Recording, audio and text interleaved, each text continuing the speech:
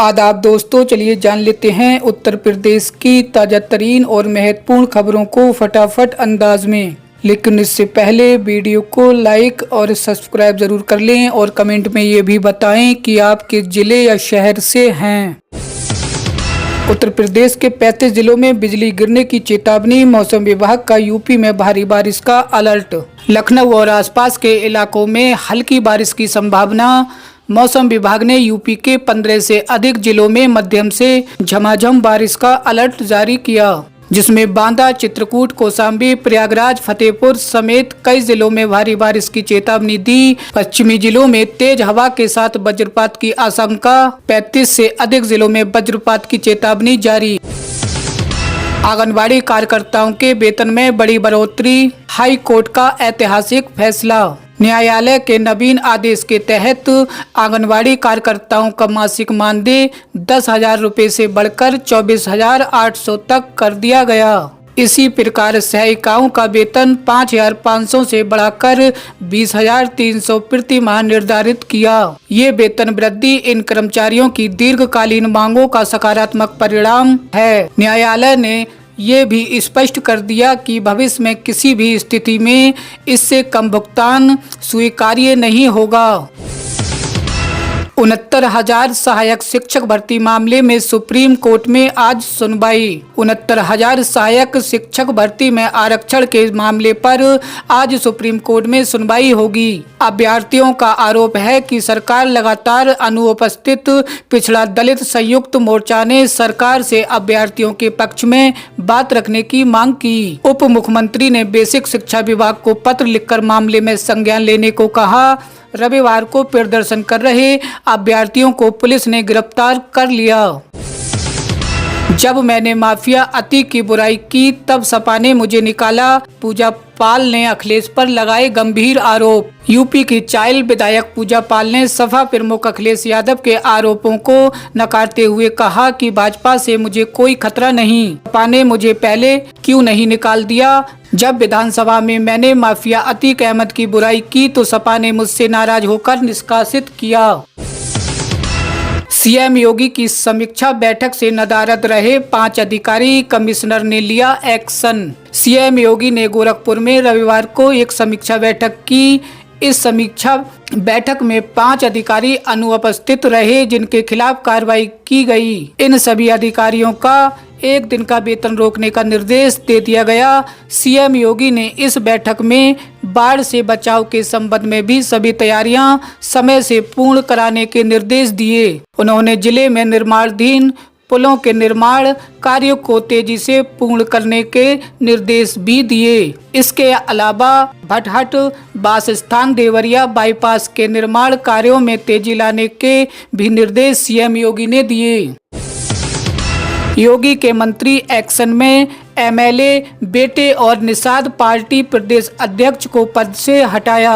उत्तर प्रदेश की योगी आदित्यनाथ सरकार में बतौर कैबिनेट मंत्री शामिल एनडीए की सहयोगी निषाद पार्टी के राष्ट्रीय अध्यक्ष डॉक्टर संजय निषाद अचानक एक्शन में दिख रहे हैं। उन्होंने अपने छोटे बेटे और यूपी की चौरी चौरा सीट से विधायक इंजीनियर सरवन निषाद को प्रदेश प्रभारी के पद से हटा दिया। इतना ही नहीं, प्रदेश में अध्यक्ष के पद से रविंद्र मणि निषाद की भी छुट्टी कर दी। नई दिल्ली में हुए अधिवेशन के बाद निषाद पार्टी में हुए इन अहम बदलाव को करीब 16 महीने बाद उत्तर प्रदेश में होने वाले विधानसभा चुनाव की तैयारियों से जोड़कर देखा जा रहा है। अपने बेटे को पार्टी संगठन के पद से हटाकर उन्होंने परिवारवाद का आरोप लगाने वालों को संदेश देने की कोशिश की। पार्टी हाईकमान ने जिला स्तर पर भी कार्यकारिणी में व्यापक फेरबदल के संकेत दिए। यूपी के 434 प्राइमरी स्कूलों में सबकी सैलरी रोकने का आदेश जारी। यूपी के बरेली में 434 प्राइमरी स्कूलों में सबकी सैलरी रोकने का आदेश हो गया है। यू डाइस पोर्टल में स्कूल प्रोफाइल, अध्यापक प्रोफाइल, छात्रा मॉडल, कक्षा 1 में प्रवेश, नवीन बच्चों की फीडिंग, इंपोर्ट, छात्र नामांकन, गैंग गैप और ड्रॉप बॉक्स का डाटा समय से पूरा नहीं किया जाने के चलते ऐसा हुआ। इस कार्रवाई से स्कूलों में हड़कंप मचा हुआ है। पूजा पाल को बीजेपी वाले मार देंगे, जेल हम चले जाएंगे। अखिलेश यादव बोले, केंद्र सरकार पूजा पाल को बीजेपी वाले मार देंगे, जेल हम जाएंगे। अखिलेश यादव बोले। समाजवादी पार्टी से पिछले दिनों निकाली गई विधायक पूजा पाल ने अपनी जान को खतरा बताते हुए कहा कि अगर मेरी हत्या होती है तो अखिलेश यादव को दोषी ठहराया जाएगा। इसी को लेकर उन्होंने बताया कि अखिलेश यादव ने बेहद गंभीर सवाल उठा दिया। इसी को लेकर अखिलेश यादव ने बेहद गंभीर सवाल उठा दिया। लखनऊ में प्रेस कॉन्फ्रेंस के दौरान जब पूजा पाल को खतरे को लेकर सवाल आया तो अखिलेश यादव ने कहा, ये बेहद गंभीर सवाल है। कोई मुख्यमंत्री से मिले और उसे जान का खतरा दूसरे दल के नेता से हो, ये कैसे संभव है। अखिलेश ने कहा कि अगर बीजेपी वाले मार देंगे तो जेल हम चले जाएंगे। बुलंदशहर में बड़ा हादसा, श्रद्धालुओं से भरे ट्रक को कंटेनर ने मारी टक्कर, 8 लोगों की मौत। उत्तर प्रदेश के बुलंदशहर में एक बड़ा हादसा हो गया। बुलंदशहर में राष्ट्रीय राजमार्ग 34 पर घटाल गांव के पास कासगंज से राजस्थान के बुलंदशहर में राष्ट्रीय राजमार्ग 34 पर घटाल गांव के पास कासगंज से राजस्थान के गोगामेड़ी जा रहे गोगाजी भक्तों से भरे ट्रैक्टर को एक कंटेनर ने टक्कर मार दी। ट्रैक्टर में सवार 8 लोगों की मौत हो गई और अन्य 43 घायल हो गए। 8वें वेतन आयोग में पेंशन पर मिलेगी बड़ी राहत, केंद्रीय कर्मचारियों के लिए जानना जरूरी। केंद्र सरकार के कर्मचारियों और पेंशन भोगियों की ये पुरानी मांग है कि पेंशन कम्यूटेशन की अवधि को 15 साल से घटाकर 12 साल कर दिया जाए। कम्यूटेशन का मतलब है कि पेंशन का कुछ हिस्सा एक मुश्त ले लिया जाता है और बाद में थोड़ी कम मिलती है। कर्मचारियों का कहना है कि सरकार का ये पैसा ब्याज समेत करीब 11 साल में ही वसूल कर लेती है। फिर भी पेंशन काटने की अवधि 15 साल रखी गई है, इसलिए इसे 12 साल करना उचित होगा।